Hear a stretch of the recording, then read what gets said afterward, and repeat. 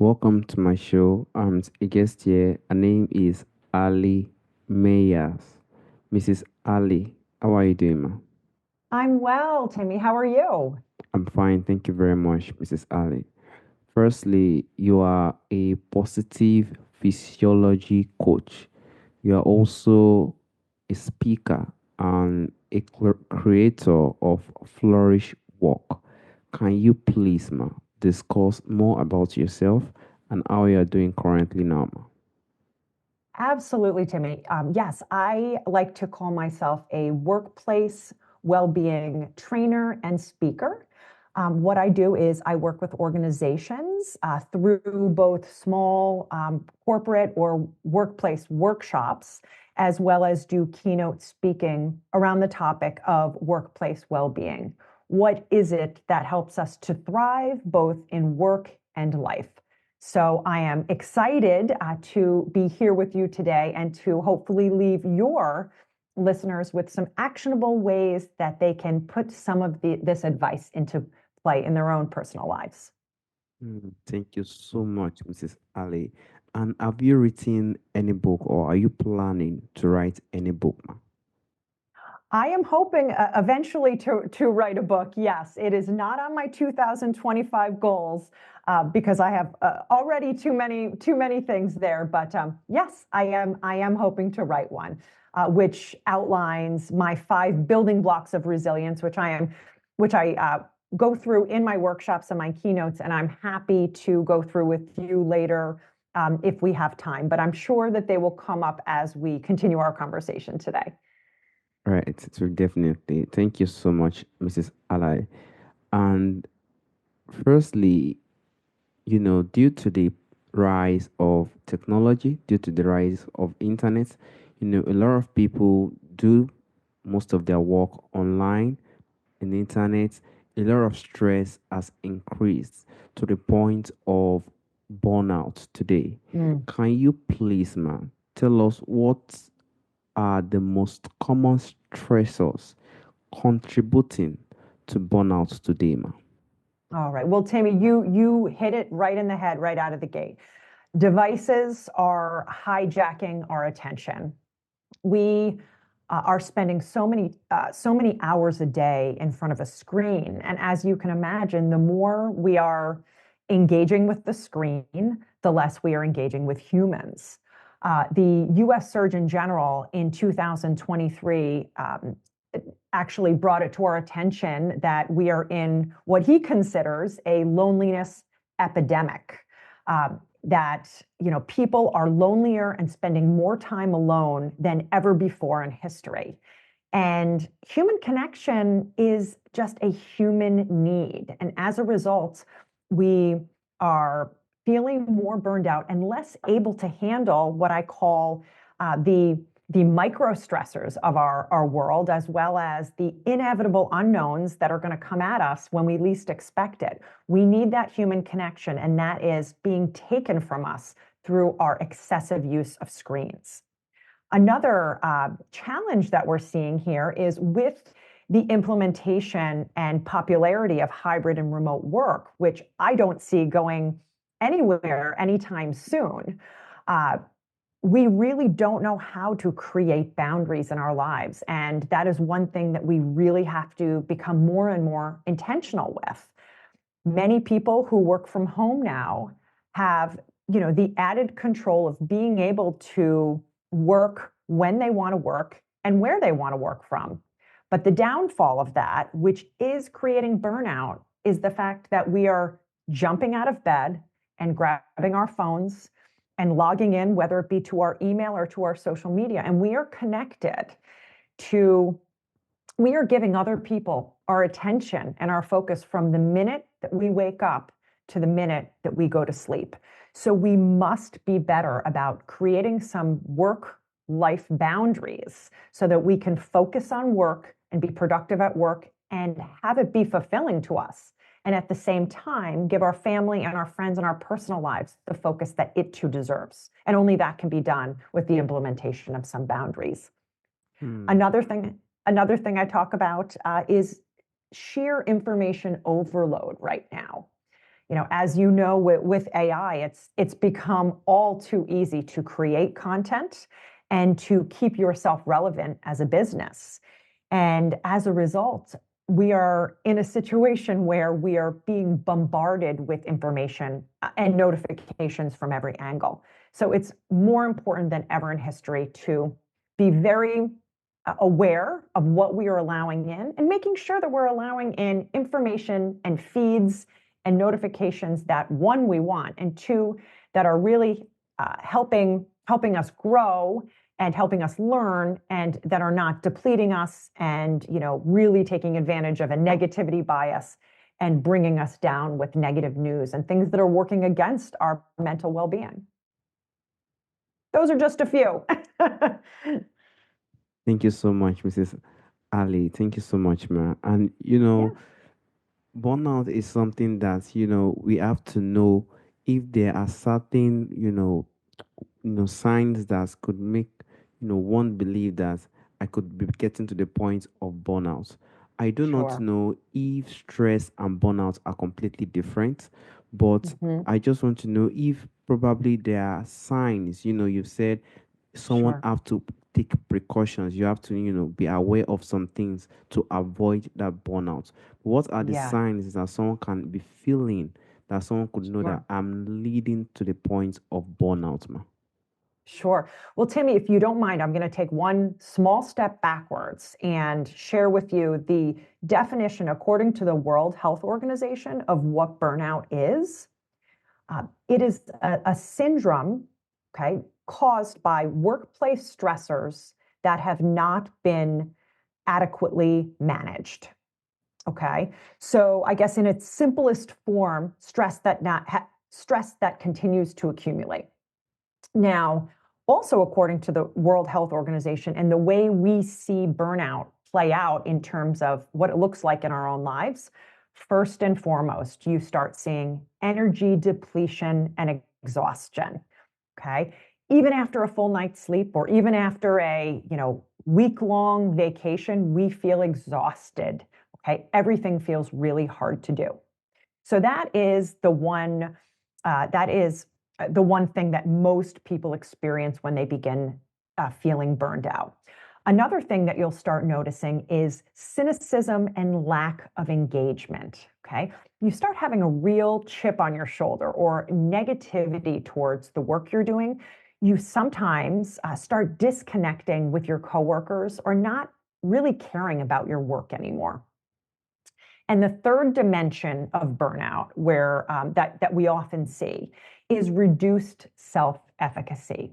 So we don't feel like we have what it takes to do our job well anymore. So it can look like a variety of different things. It can also look like um, uh, some physical things, like the inability to sleep. It can look like a physical pain in your chest or in your stomach. So it can play out in a variety of ways. The toughest thing is it's really there's no easy way to identify that what you're feeling is burnout, but it's really important, if you feel that you are not managing your stress very well, to start getting a handle on your lifestyle, at least to the point that it creates some self-awareness so you can recognize that you do not feel the way that you once did. It's really measuring yourself against how you once felt doing your job. And as you create perhaps some lifestyle changes or start understanding what those root causes may be, maybe through some mindfulness, then we're able to address either the root cause or some subtle lifestyle shifts that can help us. Thank you so much, Mrs. Ali. And I want to go to the point of habit. I know you said that getting to know people, getting to have this physical interaction is very important. It's needed, Mhm. in the community we are today because we are losing it due to the rise of technology. But Yes. if there are any habits you personally think that someone can just have, that you Mhm. personally think can prevent burnout for someone, if there's any, Mrs. Ali. Yeah, I think that there are a lot of small tweaks that we can make to our lives to help us better manage stress and ultimately prevent burnout. So a few of those may be, I talk a lot about sleep, sleep being a keystone habit of, a keystone habit, meaning a habit that helps us successfully implement other healthy habits and to stay disciplined when we need it. So one quick thing, and simple thing that you can do is to turn off screens 1 hour before bed. Have that last hour of your day be a bit of a screen-free wind down routine. Okay. That will assure, or it will help, let's say, um, it will make it more likely that you will get the adequate sleep that you need. Because one of the biggest things that's working against our sleep in 2005 is the fact that we're grabbing our phones before we're trying to fall asleep, and it's interfering with both the time that we were supposed to go to bed, and secondly, the blue light is interfering with the quality of sleep we're getting. So turn those screens off 1 hour before. Quick and easy tip. Another thing we can do, Timmy, is try to avoid scrolling between meetings or scrolling when you have a few minutes of spare time. What happens is we feel that scrolling, even if it's, mindless social media, is giving us a little me time. It's allowing us to decompress.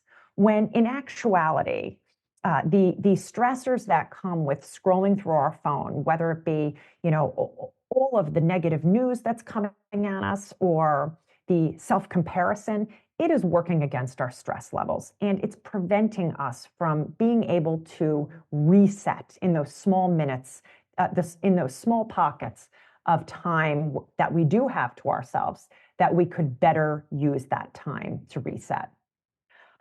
Another thing that we can do, if you find that you have a particular app on your phone that you get caught up in, let's say, you find, I always call it the black hole app. Is there an app on your phone that you find yourself, whether it be YouTube or Instagram or LinkedIn, where you're like, oh my gosh, why did I come here again? And how long have I been here for? If you know that you have that problematic app, just take it off your phone. There are other ways that you can check those notifications throughout the day, whether it be through, a computer or a laptop. But having it with us and by our sides everywhere we go is simply unnecessary in 99% of the cases. So that's another great way. A fourth small habit that you could implement is create pockets of solitude in your day. So make sure that you are pushing your devices aside and having even 5-minute pockets throughout your day, maybe 2 or 3, where you can sit and be with yourself and your thoughts. And one of the building blocks that I talk about in my workshops is mindfulness. What mindfulness gives us is the ability to look at our problems from a 10,000-foot view. And when we're able to observe our problems from those intentional quiet moments, we're often able to see so many more pieces to the puzzle that we didn't think were available to us, and more solutions to our problems. And it really empowers us to have those small pockets of time throughout the day. So if you don't have that time where you push the distractions and notifications aside and you're with your own thoughts, maybe it be with a little quiet music, that's a really great way to help prevent the increase of stress throughout your day.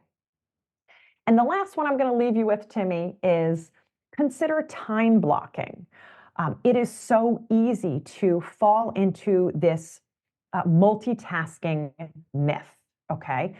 The fact is, multitasking is a myth.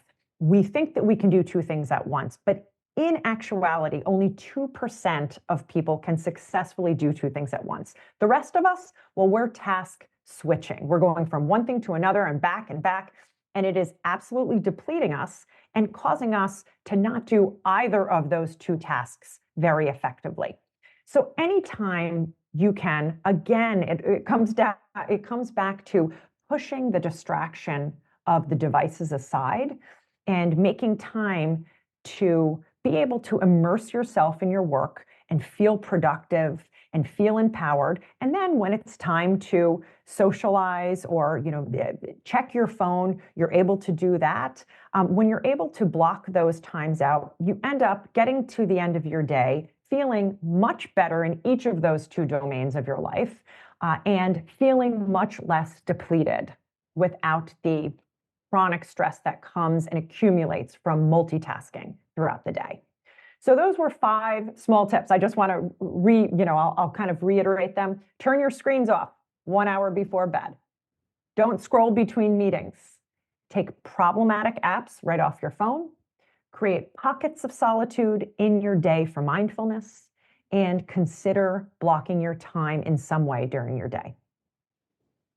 Thank you so much, Mrs. Ali. Thank you so much, ma. And I would just like to know if there is also any common misconception that you personally encounter when it comes to burnout and stress, if there's any, Mrs. Ali. Yes, I think historically, Timmy, burnout was considered a result of people working too much, having too much on your plate. And although that is absolutely still the case, that can burn somebody out, I think in our modern day, burnout is being caused by so many other things that are affecting our ability to manage stress peripherally. As you can imagine, you can have a workload, let's say 1 week, and then all of a sudden, something happens in your life that causes you a lot of stress and you can't stop thinking about it, and you're feeling you're feeling stressed out about an incident that doesn't have to do with your workload. As you can imagine, that same workload a week later can feel very different to you because you don't have the mental capacity or ability to manage it in the same way that you did that week before. So I think one of the biggest misconceptions is that it's just the amount of work that is given to you, but there are so many different pieces of the puzzle that determine our ability, our perceived ability to manage that stress. So there are the little things that we can do that we're talking about today, or of course, tackling some of those larger root issues. But I think in today's world, because we have so many of these micro stressors coming at us, we really need to be incredibly intentional with what we're focusing on and learning some of these simple fundamental habits that can make or break our ability to manage stress and burnout. Thank you so much, Mrs. Ali. And lastly, you've explained many ways someone can try, to manage or also set boundaries when it comes to burnout. But if Mhm. there is any one, simple, like that, that it is very easy and it is Mhm. very simple, to do. One simple, Mhm. but it's very impactful change you think someone can do to reduce, like massively reduce stress and burnout, man? Mhm. Well, I think it depends on what type of work you do, but one of the things that I always share is that people feel that they have to be logged in from morning until evening. A lot of the times that's because they simply never had a conversation with their manager about expectations. So the very first thing I'm going to recommend is if you have a supervisor or manager that you report to, what are the expectations for your work hours? Hopefully they will reiterate the fact that you do not need to be logged in at all hours of the day. And that will help you feel better about creating boundaries for your own work. It doesn't mean that you may not work outside of those boundaries, but many people work from morning till night from home because they simply never had the conversation. So that is where I'm going to begin. If you are one who works on your own, you're an entrepreneur, or you're your own manager, I would say designate a set work hours and really try to be true as possible to yourself, recognizing that multitasking for a longer duration of time does not necessarily produce more or better results. So keeping that in mind, having a set work hours and focusing as much as possible in those work hours and shifting to the next domain when those work hours are over. Thank you so much, Mrs. Ali. you know, burnout is something that is massively happening. Even sometimes it does happen to me. As a Hmm. person, I used to personally have a lot of burnout. Due to this, Hmm. one of the reason is also this my podcast that I'm trying to grow. So a lot of burnouts are also happening, and I've Yeah. really learned from you today. That timing is something I think I should put in place because my own is just to wake up and just see what I can do. I have to give that time because sometimes my brain will just blow. As in my brain will just blow off. I will not even be able Yes, to think we of all anything. do. We all do. Exactly. And especially if you enjoy your work, right? If you enjoy Mm, your work, it doesn't feel like work. But a lot of the times, the other domains in your life are suffering because you just enjoy your work so much. So, I'd say, have some, you know, uh, don't be too hard on yourself and mm, create some sort of working hours and really try to increase your focus during those hours, and hopefully you will see that it does not affect your work product or the amount that you can produce. exactly. Completely agree. Thank you so much for that, Mrs. Ali. And lastly, there's a question I normally ask Mrs. Ali. Mhm. From the ancestors, from the forefathers, there are a lot of things that really don't know that do exist during our ancestral time that is missing in our time today. If there Mm. is anyone or anything you would like to bring back to our time today, what do you think that thing would be, ma? Oh, I think it keeps going back to gathering and that social connection. Um, every single thing, almost every single thing we do, has become so convenient, whether it be grocery shopping, okay, or joining a book club or church, okay, let's say. These are things that historically we came together physically. We created bonds and built trust among teams because of being in each other's presence. And if we're doing that through a computer, yes, let's say a book club or something like that is better through a computer than no connection at all. But it is essential, even for teams that have gone remote or hybrid, that when you do have in-person time, that you focus that time on really getting to know each other, to building that trust and connection, because it's something that we are missing today, and it is a human need that needs to come back. Completely agree. Community is very, very, very important. We are missing it, and we hope it begins to come again in the coming future. I want to sincerely thank you, Mrs. Ali, for discussing on the topic on burnout. This is a very, very important topic. It's happening today, and we don't know when it's going to, probably come, reduce, or Yes. probably we do not know.